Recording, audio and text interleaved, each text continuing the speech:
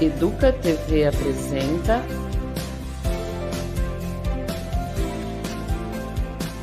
Vamos Conversar? Olá, seja muito bem-vinda e muito bem-vindo ao nosso podcast aqui da Educa TV, o Vamos Conversar. Um espaço de aprendizagem, diálogo, reflexão, porque a gente acredita que é conversando que a gente se entende. E hoje nós vamos falar sobre saúde mental dos nossos professores e dos nossos estudantes, e por isso eu conto com a presença da psicóloga Marina Merlin. Muito obrigada pela sua presença, Marina. Obrigada a você, Lilian, pelo convite. E com o diretor educacional, Diego Villanova. Muito obrigada, Diego. Eu que agradeço. Então, para a gente aquecer aqui, eu queria começar com apresentações um pouco mais elaboradas sobre vocês, falar um pouquinho sobre cada um, a experiência e como se relaciona com esse tema. Por favor, Marina, se você puder começar. Tá bom. Bom, eu sou psicóloga, tenho uma formação inicial em psicologia aplicada à neurologia infantil, então eu tenho uma formação de neuropsicologia. E trabalho bastante com saúde mental. Fiz um mestrado no departamento de psiquiatria na Unifesp. E de lá para cá eu tenho trabalhado bastante com aspectos diferentes que têm um impacto na saúde mental. Então é isso. Bom, eu sou diretor educacional na Rede Municipal de Campinas há pouco tempo, né? Vai completar 3 anos, mas atuo na educação. Fui professor de ensino fundamental e médio a maior parte da minha vida profissional. E estudei a questão da saúde dos professores no mestrado, principalmente a parte da organização da carreira, da legislação que regulamenta o trabalho, da precarização do trabalho, e aí desdobrou para a intensificação do trabalho, ressignificação do trabalho. Então eu tive muito contato, muita familiaridade com esse tema da saúde relacionado ao trabalho docente. E na prática, na vida prática, né? No dia a dia. Então, na educação infantil, já atuei como orientador pedagógico aqui no município durante 6 anos e como diretor educacional agora, além de professor. Ótimo. Então, é bom que a gente tenha essas experiências de consultório e da rede para tentar responder uma pergunta que é curtinha, mas que é complexa e queria ouvir de vocês dois.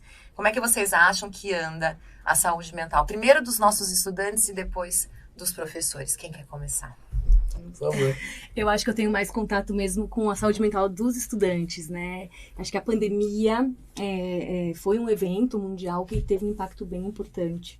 Assim, a Organização Mundial, ela contabiliza um aumento de problemas de saúde mental de 25% durante e pós a pandemia, né? Então, predominantemente sintomas de ansiedade, né? Eu acho que os professores devem ter vivido muito isso, né, Diego? Porque aquela coisa de não saber o que vai fazer, como é que a gente vai fazer para trabalhar, os alunos não conseguindo aderir, então os alunos perderam um aspecto muito importante do desenvolvimento, né? Que é o contato social, né? Então, isso mostra pra gente, assim, a pandemia vem mostrar o quanto que é importante o contato social, a convivência, né, o ambiente escolar, ter um tutor, né, para poder guiar algumas aquisições de conhecimento. Então, realmente... A relação com a tecnologia, né? A relação com a tecnologia, acho que a gente levou um tapa na cara, né? Porque é isso. Ela foi muito mal usada, né, durante esse período. E... infelizmente, a gente está agora tentando resgatar. Colocar tudo em ordem, reorganizar. E esses 25%, Marina, antes de passar para o Diego, é na população de modo geral? Ou é sobre, especificamente, crianças e adolescentes? Na população de modo geral. Eu li um outro estudo para essa conversa, que foi feito com 5 mil professores da rede, né? E que parece que aumentou também o problema de saúde mental e está em torno de 21%. Ou seja, é muito grande. Do grupo GEA? Você viu esse estudo? Porque, de uma forma geral, os transtornos de ansiedade e depressão na população, ele varia de 10% a 15%. Tá? E a gente, então, superou essa porcentagem, né? E especialmente nessa população. Educação, né? Eu me lembro que os índices não têm essas informações atualizadas com a pandemia, acredito que tem aumentado. Mas nós já tínhamos uma incidência maior de problemas relacionados à saúde mental, psicológica e psiquiátrica dos profissionais de educação, sim, mesmo antes da pandemia, um percentual maior que o identificado na população geral. Que interessante. Então já existe essa... não só, né? Algumas carreiras em especial, né? Magistério, polícias, sim, algumas áreas da saúde, sim, que estão submetidas a um cotidiano mais estressante, por vários motivos. O que eu penso sobre como anda a saúde dos professores, em especial, e consequentemente dos alunos? O ambiente escolar não é de hoje que ele tem... É um grande desafio. Do ponto de vista do estudante, a gente estava aqui um pouco antes de começar justamente tratando disso, né, os desafios que é para um estudante, para uma criança, o universo particular da criança, do adolescente, e o universo multitudinário, que é o ambiente da escola. E para o profissional de educação ter que lidar, administrar com esse conjunto de relações, as dificuldades, os anseios, as frustrações, os conflitos, mas o conteúdo, né, o pedagógico, o conteúdo educacional precisa ser trabalhado, a educação formal precisa acontecer. A gente costuma dizer que o ensino precisa se realizar. As crianças precisam ser alfabetizadas, os conteúdos precisam ser trabalhados, né? Quem tem que aprender matemática, língua portuguesa, história, geografia. Então, quanto da escola se ocupa de cada uma dessas coisas? Quanto da nossa rotina de trabalho na escola se ocupa em garantir um ambiente saudável psicologicamente, ou tentar atingir esse espaço? Então é uma coisa muito, muito complexa. Já era de tempos e que ganhou, eu concordo plenamente com a Marina, ganhou uma dimensão muito maior agora com a pandemia. Eu acho que isso é visível. As pessoas... Eu li uma crônica, eu não estava tentando lembrar de onde era para dar a fonte correta, mas eu não lembrei, mas eu vou falar dela mesmo assim. Uma crônica assim distópica, que relacionando essa ideia, porque nós no início da pandemia, acho que para se confortar, se acalentar, falávamos muito nas reuniões lá virtuais, que o distanciamento vai fazer com que a gente valorize mais os encontros, as relações pessoais, a proximidade, o isolamento social e o distanciamento físico das pessoas vai fazer o ser humano se tornar uma pessoa melhor, o meio ambiente vai ser mais conservado. Então, infelizmente, nós vimos que não foi isso que aconteceu. E essa crônica, ela vai dizer que é justamente por conta do ser humano ser um ser social. E que o isolamento social, na verdade, brutalizou o ser humano, animalizou o ser humano, desumanizou o ser humano. Sim, usou palavras fortes, claro, mas tinha a ver com a proposta ali literária que estava colocada, mas de fato é isso. Sim. Você tirar o ser humano do convívio em sociedade, ou isolá-lo, ou colocar ele mediado por uma tecnologia para ter essa interação, perde alguma coisa da sua essência. É uma agressão. É muito interessante. Queria só complementar uma coisa que eu acho que é interessante. Eu venho pensando bastante sobre isso, né? A gente estava também comentando antes sobre a questão dessas crianças que são que têm modos diferentes, interesses diferentes, né, em relação ao conteúdo escolar. E eu acho que a escola, ela tem mudado muito, né, a configuração do que a escola significa, Sim. né? Porque as crianças hoje, elas têm esse acesso de informações. Claro que é muito importante ter uma pessoa para guiar as informações, mas o quanto que a escola, eu acho que ela ganhou muito mais essa força do contexto social. Sem dúvida. Né? E eu acho que a gente entendeu isso na pandemia, o quanto isso era importante, né, para o desenvolvimento não só social, psicológico, mas também para o desenvolvimento neurológico. As crianças que não estavam falando com outro amiguinho, não desenvolvia a fala, não sabe cooperar, exatamente, não sabe cooperar, não sabe falar sobre as coisas, não sabe discutir coisas. Né, temas mais, vamos dizer assim, desafiadores. Não, né? e pensando, por exemplo, né, nos adolescentes, que a gente também falava aqui um pouquinho antes, a gente bater um papo antes do programa começar, quando você vai da infância para a adolescência, você já fica perdido, né? Porque você não sabe exatamente qual é o seu lugar no mundo. E eu acho que depois da pandemia, meu filho, por exemplo, né, ele tinha 13 anos. Então era a idade que ele queria, de fato, começar a se afastar dos pais, sair sozinho, sair com os amigos. Teve que ficar trancado com os pais. Teve que ficar trancada. E aí, 2 anos Mata depois, o adolescente. ele já estava perdido. E eu ouvi isso esses dias conversando com outra pessoa da saúde mental. Eles, de fato, não sabem o lugar deles. E mais, eu acho também, a sociedade também desaprendeu um pouco a lidar com o adolescente e com a criança. Isso que você falou de desumanizar é muito interessante, porque o que eu percebo hoje, pelo menos com os mais pequenos também, as pessoas não têm mais paciência com a criança, que brinca, que grita, que fala, porque parece que eles querem que a criança seja um mini adulto. Ela não é, o adolescente também não é. Né? Eu acho que a gente ficou, de fato, tão isolado que essa coisa do convívio se perdeu em todos esses sentidos, né? Concordo, Lilian. Inclusive, eu acho que muitos assuntos polêmicos deixam de ser falados, assim, entre nós adultos, né? Quando a gente entra política, religião, não vamos falar disso aí. Mas a gente não pode fazer isso com as crianças, com os adolescentes. A gente precisa conversar com eles precisam ter o desenvolvimento dessa análise crítica, deles poderem decidir o ponto de vista deles que eles acham que faz mais sentido. Então, quer dizer, a escola também parou de falar, de alguma forma, a gente viveu um momento tão agressivo, né? A gente parou de falar de tudo, não pode falar disso, não pode falar daquilo, não pode... Assim, claro, né, escolas e escolas, eu acho que tem vários projetos aí muito legais para estimular isso, mas eu acho que eu senti no consultório uma dificuldade muito grande das crianças e adolescentes terem esse respaldo de onde falar essas coisas. Eu não vou falar isso com meu pai e com minha mãe. Não quero falar isso com eles. Então, mas é mais uma coisa que está sendo cobrada da escola, né? Exatamente. Então, ou seja, e os profissionais que atuam na escola, quando que eles vão ser... Perfeito. Porque hoje se discute... Preparados para isso, né? Por que nós não temos o profissional da psicologia escolar? Exato. Por que nós não temos um profissional da saúde atuando no ambiente escolar? Porque o profissional da educação, embora tenha parte da sua formação, uma pinceladinha de psicologia escolar, um pouquinho de teoria de desenvolvimento humano e tal, mas não é um profissional da saúde mental. Sim. Né? Não dá para exigir do profissional. Não, na verdade a gente tem que dar as mãos, né? Porque a gente lida com o desafio, e eu acho que eu arrisco dizer que essa é uma das grandes causas do adoecimento profissional, mental, da estafa, da síndrome de burnout. Pelo que eu li, eu vi isso também. E essas coisas é justamente a não realização do trabalho. Sim. Em muitas profissões a gente identifica a realização do que você se propõe. Então, um engenheiro termina uma obra, está lá, realizou o trabalho dele. Um operário numa linha de produção, embora um trabalho repetitivo, exaustivo, cansativo, no final da linha a peça está montada.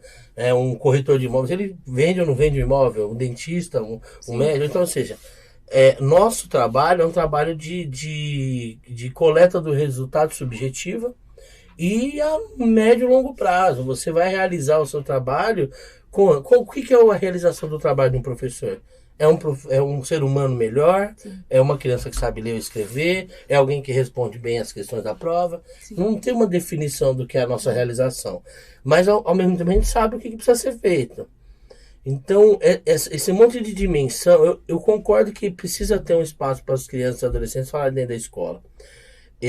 Mas não é só dentro da escola, a sociedade tem que dar essa resposta. Perfeito. A escola, ela é um microcosmo da sociedade. Ela reproduz com todas as vicissitudes o que acontece na sociedade. Eu vou relatar um episódio, a gente convive muito nas periferias. As escolas públicas, basicamente, estão localizadas nas periferias. A grande massa das crianças que são atendidas nas escolas públicas são crianças e adolescentes de baixa renda. E vem para a escola buscar, um dos primeiros aparatos de Estado que chegam nas periferias. Tanto que saúde, assistência social buscam na escola informações sobre as famílias, dados, porque é o primeiro lugar. Sim. E nós não temos... Como que você oferece para cobra de uma criança que está indisciplinada, que está barbarizando no comportamento, né, que está tentando se expressar ali, algo que ela não recebeu na vida inteira. E aí é o profissional de educação sozinho que vai resolver isso? Não vai ser. Não é impossível.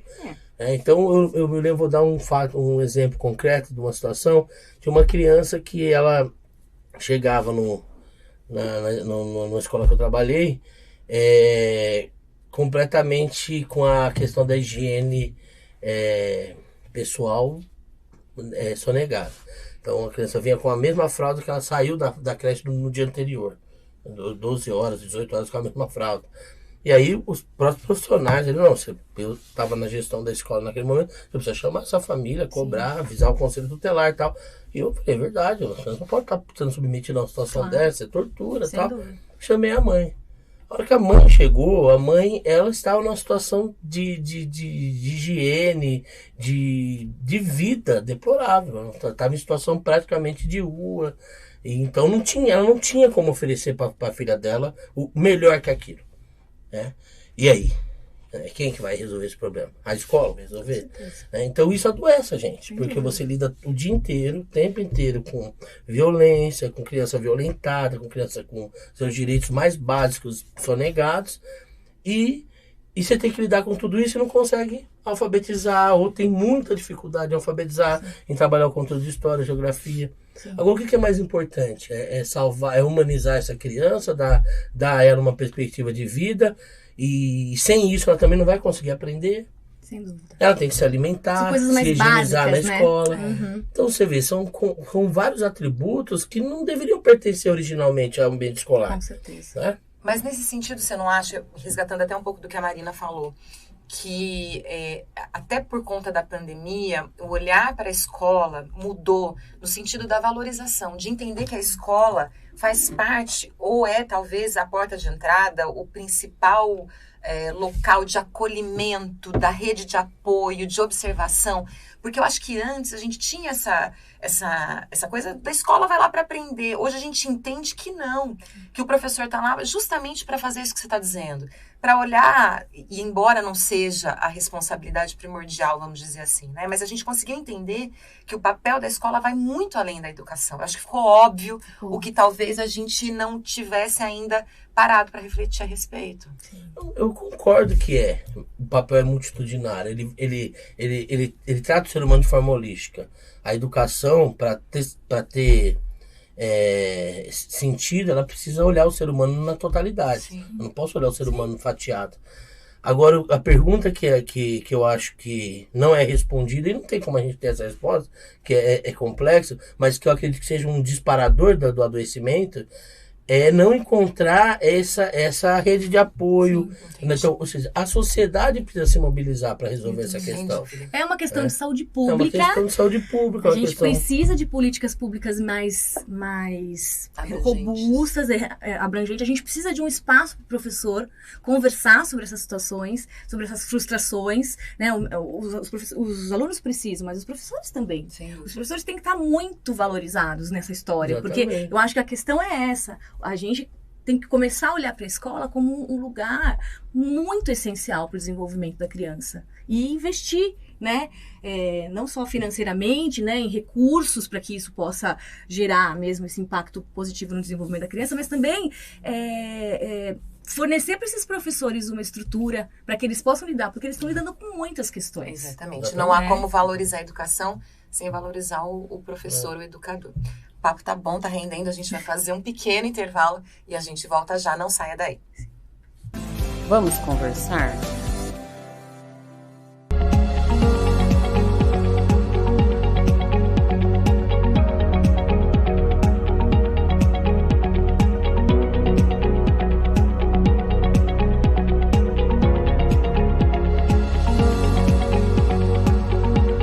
Caleidoscópio, seu programa sobre educação, arte e cultura.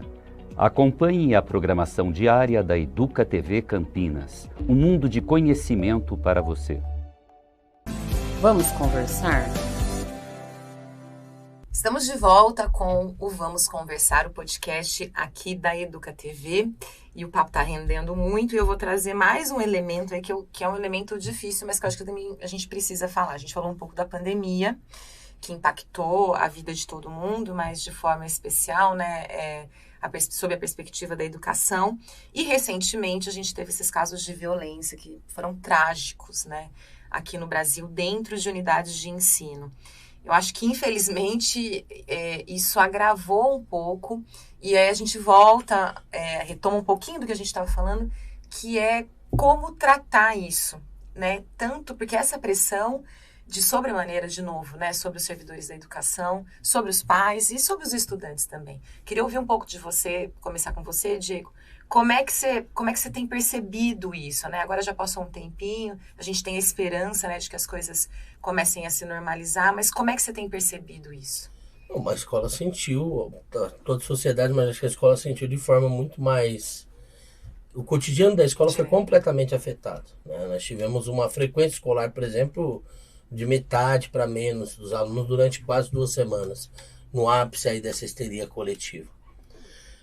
O fenômeno em si dos ataques às escolas é extremamente preocupante, né? A incidência deles, a recorrência deles. Mas eu acho que o que me preocupou mais e me assustou mais foram os desdobramentos desses episódios. O primeiro desdobramento foi a existência de pessoas que admiram esse tipo de ato, né? Que veneram, ou seja, um cara que comete esse tipo de atrocidade tem seguidores, tem comunidades virtuais, tem na Deep Web, enfim. Não entendo muito bem nada dessas. Mas consegue arrebanhar pessoas, movimentar pessoas que talvez sejam fragilizadas emocionalmente, mentalmente, ou que já carregam alguma patologia, enfim.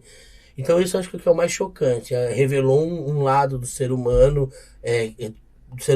coletivamente falando, que é um lado que a gente não imaginou que tinha ficado lá no feudalismo, né? Esse lado da barbárie, da carnificina. E do ponto de vista prático, as pessoas estão sendo motivadas por sentimentos muito primários. Ódio, medo, ou seja, todo esse mostra quanto nós ainda precisamos evoluir enquanto seres humanos, né? Porque as pessoas foram basicamente movimentadas por sentimentos muito primitivos, quase que instintivos. Então, você leu uma notícia, eu estou com medo, mas o negócio aconteceu, não racionalizou um pouco. A escola e tal. Porque o que eu disse para os pais muitas vezes? Falei, gente, quanto mais presença da comunidade a gente tiver na escola, menos risco nós vamos ter. Né? Menos risco, porque aqui todo mundo se conhece. Então, na entrada tem que ter um controle de acesso, como sempre teve. Não é uma novidade. Né? Isso impede que uma pessoa pule um muro e faça um ataque? Não impede. Agora, a sensação de segurança, um treinamento para que a gente possa lidar com situações de crise, porque muitas vezes desses ataques, a maior parte dos feridos e mortos ocorre porque não teve uma contenção do momento de crise. Você vê naquele caso da professora que foi esfaqueada em São Paulo, todo mundo correu desesperadamente, facilitou a ação, facilitou a ação do rapaz que estava esfaqueando as pessoas, porque ele deparou ali com um monte de gente correndo na direção dele, ele ficou. E foi uma professora que conteve. Foi uma professora que conteve, porque o certo naquele caso não era isso. Era todo mundo ficar dentro da sala, fechar as portas, buscar um abrigo seguro. E as forças de segurança chegariam e neutralizariam o indivíduo lá que estava cometendo. Então, esse tipo de discussão que deveria estar sendo feita está, em certa medida, né? Mas me assustou muito esse medo, esse ódio. Né? A gente achou que o ser humano estava em outro estágio da evolução, nós ainda não estamos, né? Isso tudo tem a ver com saúde mental, tanto do ponto de vista de quem teve o medo, o impacto, todos nós somos impactados, eu acho, né, de alguma forma, como sociedade, como comunidade. Também da perspectiva do discurso de ódio, como você disse, das pessoas que se envolvem nisso. Fala, eu sei que é muito complexo, mas só para depois o psicólogo vai poder ajudar, me esclarecer isso. Não, eu acho legítimo a gente sentir medo e ódio, acho que são sentimentos humanos. Sim. O que me espanta é as nossas atitudes, as nossas ações, nosso comportamento está mediado ou norteado, na verdade, pelo sentimento mais primitivo e não pela racionalização dele. Sim. Acho que só para ficar claro. Não, é interessante. Eu concordo totalmente com o que você está falando, viu, Diego? Eu acho que é isso. O que a gente não pôde conversar muito. Tiveram escolas que eu fiquei passada de saber que os alunos não podiam falar sobre esse assunto. Então, veja, a gente não pode conversar sobre esse assunto, a gente não pode compartilhar, não pode escutar alguém que tenha uma orientação, uma racionalização, uma situação que te coloca um pouco mais na realidade. Né? Então, assim, essas crianças, várias crianças ficaram muito com medo, começaram a olhar para a sala para tentar identificar quem é o aluno que vai fazer isso. Meu Deus. Né? Então, assim, levar a faca para se defender. Gente, assim... Tem vários casos de criança com faca nessas semanas, faca, estilete, perfurante. Não foi da criança que estava com a intenção de cometer um atentado. Elas estavam levando uma arma branca para se defender. Pelo menos os casos que vieram à tona, né, todos que eu tive conhecimento, foi criança, jovem, adolescente que Sim. falou, vou me armar porque se vier um maluco, né, pra cima de mim, eu esfaqueio Com ele certeza, primeiro. com certeza. Então, ou seja, é uma coisa também que não deixa de ser racional, é permitido. Totalmente. Tá? Não, a informação é super importante, né? Eu também tenho 3 filhos, né? E eu acho que a primeira coisa que eu fiz quando começou a conversa, eu sentei com eles e conversei. Falei, gente, olha, vocês precisam entender por que isso acontece. Isso acontece porque essa pessoa tá com muita raiva, tá com muito ódio. Ela tem alguma questão para ser resolvida. E ela não sabe resolver de um outro jeito que não seja agredindo. Mas quem agride são pessoas que não têm um repertório para conversa, para discussão, ou não tem esse espaço para conversa e para discussão. Então isso é fundamental. A gente precisa, né? E novamente, Diego, o professor tá ali como sendo o rastreador das situações de risco. Quem é aquele aluno que está ficando sempre de fora? Quem é aquele aluno que é sempre o ponto de chacota? Quem é aquele aluno que está com um comportamento que chama atenção? Esse aluno precisa ser acolhido, para que ele não chegue nesse momento onde ele vai achar um acolhimento na rede, na internet, né? De outras pessoas, às vezes não só esse tipo de situação, mas pode ser pessoas que têm um transtorno mais sério de saúde mental, um transtorno de personalidade, algo mais sério mesmo, que instigam essas crianças, esses adolescentes que estão com ódio a fazerem coisas porque eles estimulam esse tipo de discurso. Olha, é isso mesmo, a gente tem que acabar com eles, eles são... né, eles odeiam a gente, então se a gente não é feliz, ninguém vai ser. Então, esse tipo de fala que eles vão estimulando, mas que eles são super acolhidos, eles são vistos como heróis.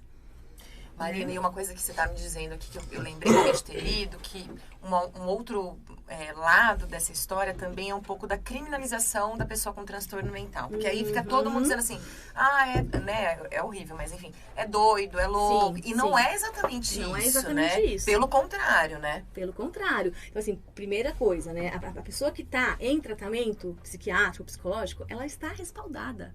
É pouco provável que ela vá fazer alguma coisa. Né? É o que não foi tratado. Exato, é a pessoa que está ali, desamparada, que não está sendo vista. Esta é a pessoa que precisa de ajuda. Né? As pessoas que estão tratando, elas estão fora disso.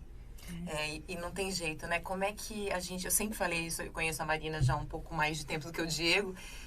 Saúde mental no Brasil ainda não tem realmente a importância que deveria ter. Todo mundo deveria ter acesso à terapia, Claro. de qualidade. É um preconceito. A pessoa fala que tá fazendo terapia, o pessoal fala, mas você tá com algum problema? Tá bom. Acho que problema todos temos, né? Acho que toda pessoa, para ser saudável, tem que fazer uma terapia, tem que falar sobre os seus problemas, refletir. Isso não é uma coisa que está na nossa cultura, está muito longe disso. Muito longe. E via de regra, as professoras, os professores são muito eficientes em identificar. São mesmo. É muito comum, inclusive, a gente faz vários encaminhamentos para profissionais de saúde e tal. E aí razão. barra em outro problema, que é essa rede de apoio. Nossa, gente, A saúde está saturada. Você não consegue passar com um psiquiatra no serviço público, é uma coisa muito difícil. Um neuro muito Mas difícil. até em convênio. Um tratamento psicológico. Então, tem casos assim, de alunos lá na nossa escola, das escolas que eu trabalhei, que você faz o encaminhamento no primeiro ano, no segundo, no terceiro. Ele termina o ensino fundamental e nunca passou pelo serviço de saúde mental. Por falta de acesso. Por falta de acesso. Então, ou seja, mesmo quando o professor consegue sugestionar que há algo, você não pode afirmar, você não é um profissional qualificado para isso, você não consegue. Termina aí, muito comum. Você pode pegar...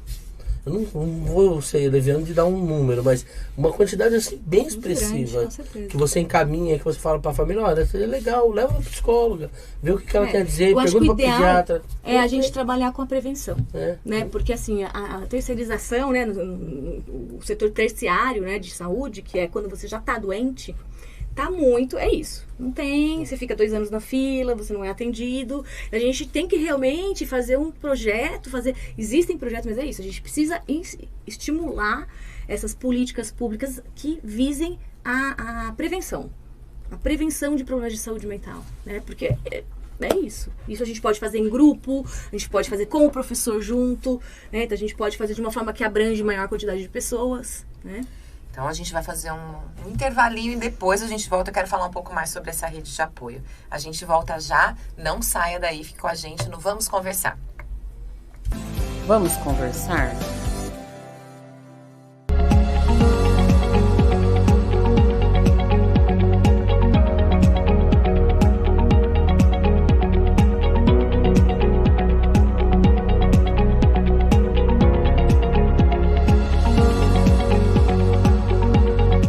Se Cine Coruja, cinema para recordar os clássicos da sétima arte.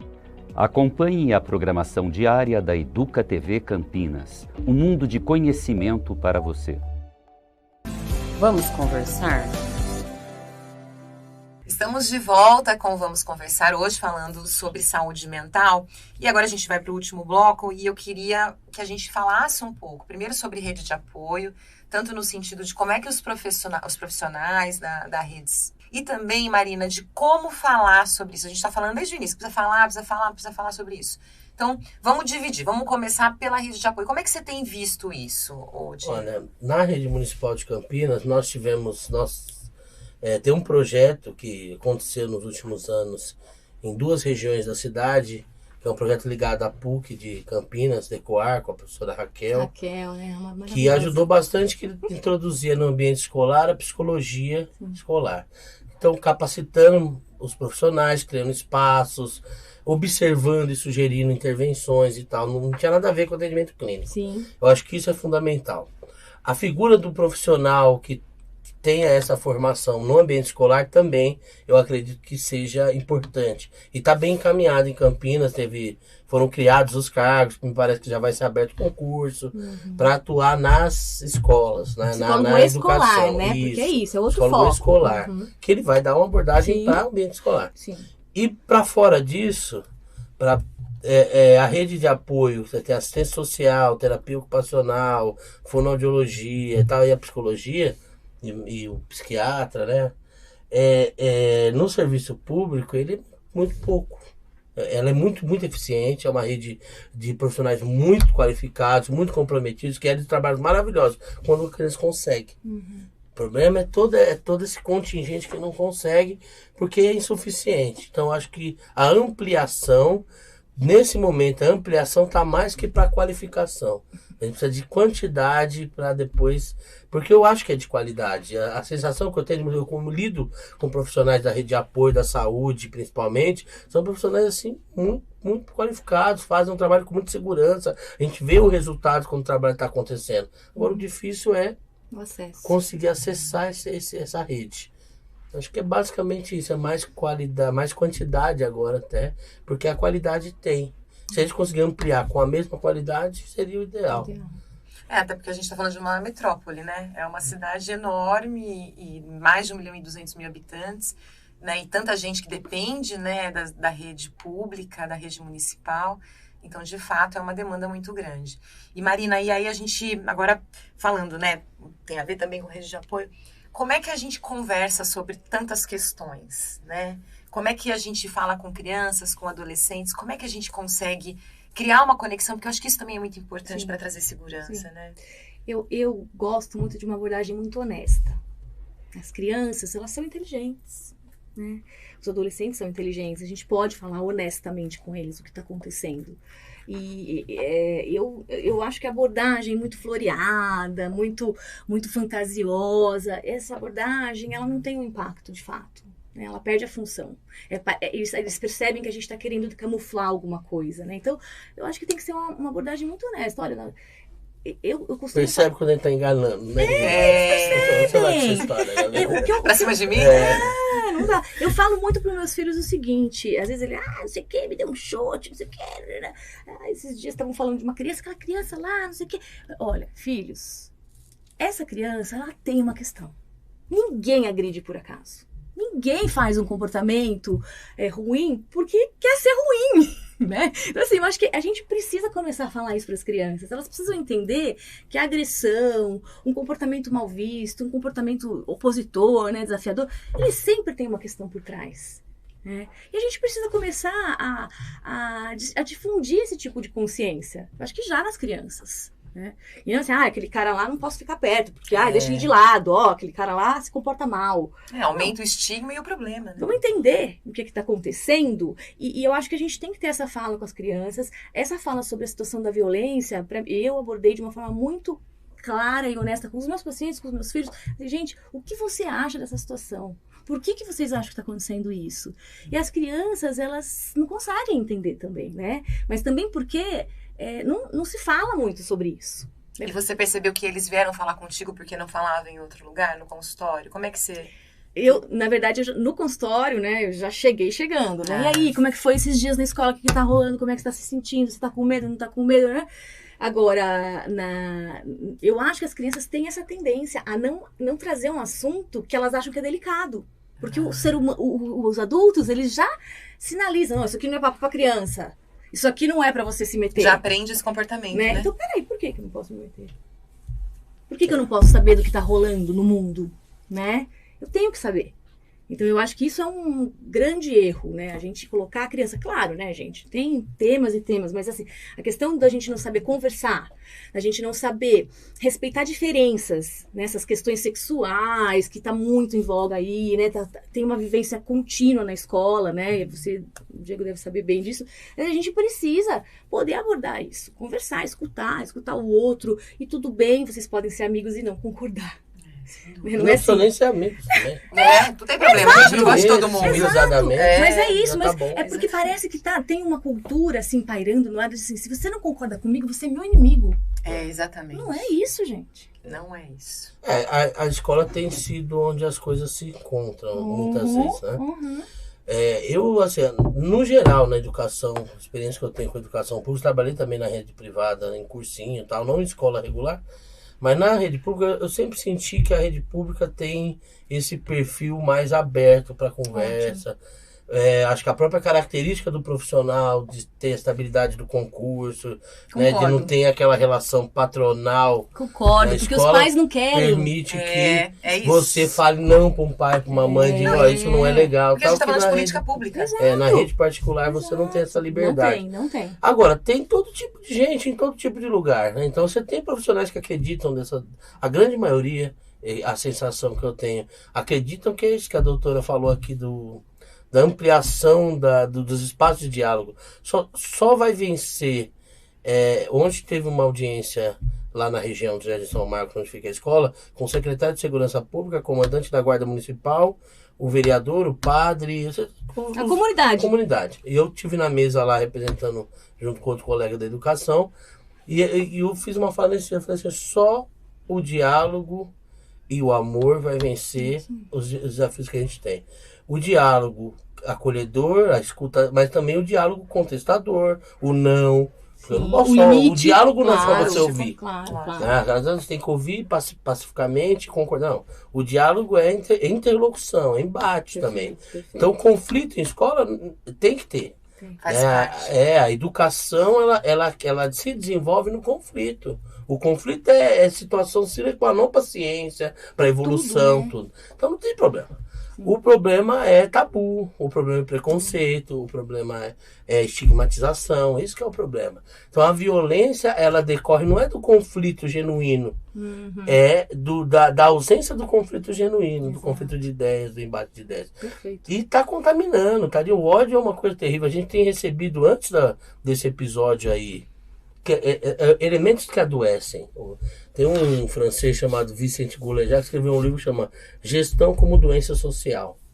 Então, assim, quanto da sociedade que é introjetado no ambiente escolar, eu vou falar brevemente que eu sei que o tempo é curto, mas ao longo da história da humanidade, a escola reproduziu a sociedade. A escola, ela é uma instituição social que vem para dar resposta a uma necessidade da sociedade. Então, lá no Taylorismo, a organização da sociedade era uma, a escola respondia àquela organização. E assim por diante. No Fordismo, que a escola que nós temos hoje ainda é fordista. Totalmente. Né? Você tem lá as crianças todas uniformizadas, um sinal que toca, organizadas em fileira, ou entra em fila, sai em fila, vai no refeitório, come na bandeja e tal. Né? Para dar essa escola para dar resposta a uma realidade de uma sociedade pré-industrial ou em ascensão para a produção de um operário fabril médio. Sim. Não é mais a sociedade que a gente vive, a escola ainda não avançou. Exato. E ela não avançou por conta da própria sociedade. Qual é a demanda que a sociedade colocou agora para nós? É a polivalência, a flexibilidade, a meritocracia. Esses valores que hoje são exigidos no capitalismo, nas relações comerciais, na indústria, no comércio, no sistema bancário, no sistema financeiro, esses valores que a gente vai ter que reproduzir na escola, então há um conflito muito grande entre o que a sociedade espera da escola e o que a escola efetivamente precisa fazer. Interessante. Então eu acredito que nós estamos em uma fase de transição da estrutura escolar. Para poder. Isso é para concluir. É onde está também uma grande parte da frustração do insucesso profissional. Eu acho que o insucesso, a falta de perspectiva, o fracasso com que a gente realiza, mesmo que parcial, mediado, é o que faz a gente adoecer. A gente chega em casa triste, né, estafado, onde você não entende aquela violência que o aluno teve com você. A professora vai preparar. Você imagina que você passar o fim de semana preparando uma atividade, chegar lá no rasgar a atividade, tacar em você, se xingar. Você, lógico, tem que entender por que ele está tendo aquela reação, mas objetivamente, como que você se sente? Você reage emocionalmente também, né? Claro. Então, isso eu acho que é reflexo do que a sociedade está exigindo do ser humano hoje. Que é polivalência, meritocracia, individualismo possessivo. Então, eu acho que estamos nessa... E, na minha opinião, eu acho que é um pouco mal interpretada as coisas, né? Porque você tem aquele consenso, né? Algumas empresas se reúnem, né? Americanas, para ver quais são os trabalhos do futuro. Esqueci também a fonte, eu li isso há pouco tempo atrás. Assim, os trabalhos do futuro vão exigir o quê das crianças? Cooperação, criatividade, discussão, análise crítica, compreensão da diferença, enfim, um monte de características que possivelmente a gente estaria desenvolvendo na escola, né? E que, na verdade, é isso que o Diego falou. Eu achei maravilhosa a sua fala, né? O que a sociedade está esperando da escola hoje? Eles querem que a gente, que vocês produzam mini empresários? Um coach. Pois é. Um coach? Que é isso, gente? Um acionista do mercado financeiro. Mas, por outro lado, o que você trouxe aqui da escola pública, e por isso que a gente tem que valorizar tanto com todos os problemas, com todas as questões, que, de fato, na escola pública, na rede pública de forma geral, por se tratar de política pública, e eu vejo isso até por conta das conversas que eu tenho tido aqui, né? Existe um núcleo que vai trabalhar as questões sexuais, de preconceito, de discriminação, as questões dos povos indígenas, dos pretos. Então, ainda que a gente esbarre em tudo isso que a gente falou, eu também acho que a gente tem que valorizar o movimento contrário. Claro. E eu acho que ele existe. Tanto na escola pública, mesmo nos consultórios de pessoa como você, que tem esse olhar atento para tudo isso. Né? Então, para encerrar, eu queria que a gente falasse, porque vocês falassem um pouco disso também, da sua experiência nesse sentido, daquilo que está sendo feito do lado inverso, da conversa, do diálogo, do estímulo. Eu falei das causas, né?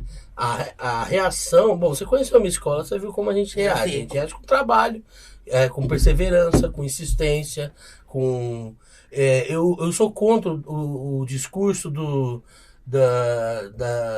que o profissional da educação é um sacerdote ou tem uma missão messiânica. Não, é um profissional que estuda para aquilo, que vai desenvolver suas tarefas, receber um salário para sobreviver e tal. Dentro disso, tem que ter insistência. O Mariano Anguita, que é um autor da área da educação, ele fala da função principal da escola. E fala que a escola, ela possui a contradição inerente na sua função principal. Ela é o lugar da reprodução da sociedade, mas também o lugar da contestação da sociedade. Nossa, então, a gente age permanentemente, enquanto educador, contestando. A contestação é fundamental. E aí eu acredito muito na nossa rede de ensino aqui de Campinas. Acho que é uma rede muito qualificada, com profissionais muito qualificados, é uma estrutura muito boa, que tem todos os problemas que qualquer outra rede vai encontrar, porque a realidade ela é problemática e a sociedade é problemática.